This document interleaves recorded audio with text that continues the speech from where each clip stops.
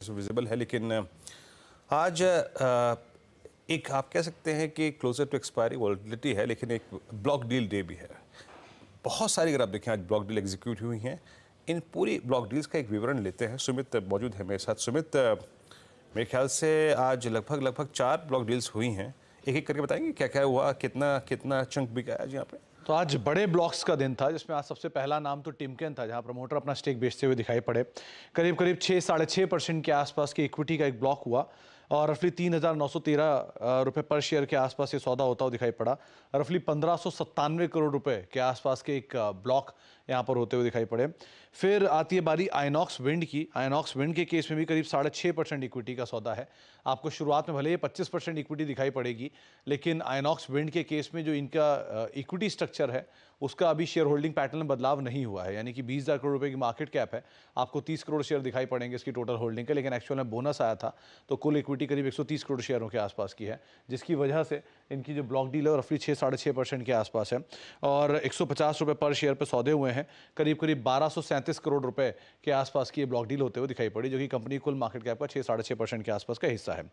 PB fintech 55 lakh शेयरों का यहाँ पर भी एक ब्लॉक डील हुआ है और करीब 1.25% के आसपास की इक्विटी ने यहाँ भी हाथ बदला है और रफली 750 करोड़ रुपए के आसपास की ये ब्लॉक डील होते हुए दिखाई पड़ी हैं। और लास्टली कनकॉर्ड बायोटेक, जहाँ पे 37 लाख शेयरों के आसपास का एक सौदे हुए हैं, करीब 3.5% के आसपास की इक्विटी यहाँ भी बिकते हुए दिखाई पड़ी है और रफली 519 करोड़ 520 करोड़ रुपए के आसपास के सौदे यहाँ पर भी पड़ते हुए दिखाई पड़े हैं। तो अगर आप कुल मिलाकर देखेंगे तो मोटा मोटा रफली 4-4.5 हज़ार करोड़ रुपए के ब्लॉक डील्स आज सुबह सुबह ही होते हुए दिखाई पड़े। तो आपको आज के FIDI के नंबर्स भी शायद बड़े दिखाई पड़े, तो उस लिहाज से भी आप नजर रखिएगा। जी हाँ, तो एक क्रमबद्ध तरीके से सुमित ने समझाया कि कितनी कितनी ब्लॉक डील्स आज विंडो में एग्जीक्यूट हुई। टिमकेन, आइनॉक्स, पीबी फिनटेक और कॉनकॉर्ड बायोटेक। सुमित, बहुत बहुत शुक्रिया आपका इस पूरी चर्चा के लिए। मीनवाइल कुछ स्टेट्स और स्पॉट करते हैं। जरा एक बार आप डायरेक्टर साहब जरा गोल्ड प्राइसेस स्क्रीन पे रखिएगा, जरा गोल्ड प्राइसेस का ट्रेंड देखते हैं, क्योंकि मेरे स्क्रीन पे अभी अभी जो मैं एक चीज़ देख पा रहा हूँ, that's I think Muthoot finance. रखिएगा स्क्रीन पे 1741 पे डे हाई पे, और आई थिंक ये मुथूट फाइनेंस की जो करियर की highest trajectory, yes, all time high Muthoot finance. मेरे ख्याल से जो एक इंट्राडे स्विंग है वो था तारीख 30 अप्रैल की, वो था करीब 1755, बट जहाँ तक प्राइस टिकने का सवाल है अब तक वहाँ टिका नहीं है, वो इंट्राडे स्विंग था यहाँ पर। रचना जी, बहुत खूबसूरत चार्ट, प्लेसमेंट बहुत स्ट्रॉन्ग है और एक कल 20 डे पे बहुत अच्छा रेस्ट लिया इसने, वहीं से रिवर्स जनरेट किया, एक टिपिकल फ्लैग में कन्वर्ट होता हुआ। आपका व्यू इस वक्त मुथूट फाइनेंस पे, रचना जी? जी, Muthoot finance is looking very good और बहुत सारे दिनों के साइडवेज मूवमेंट और कंसोलिडेशन के बाद ये स्ट्रॉन्ग अपस्विंग आज बन रहा है।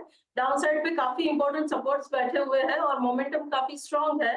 तो यहाँ पे 1753 पे है मई के फ्यूचर्स। यहाँ पे अगर 1740 का एसएल लगाया जाए और अगर लॉन्ग किया जाए तो यहाँ पे ऊपर वाली साइड पे 20 से 25 रुपए का मूव हमें फर्दर यहाँ से मिल सकता है, जो इस काउंटर को 1775 1780 की तरफ लेके जा सकता है।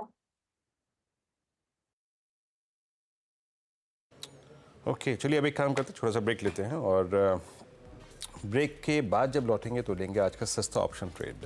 अब क्योंकि देखिए हम एक्सपायरी -2 पे ट्रेड कर रहे हैं, तो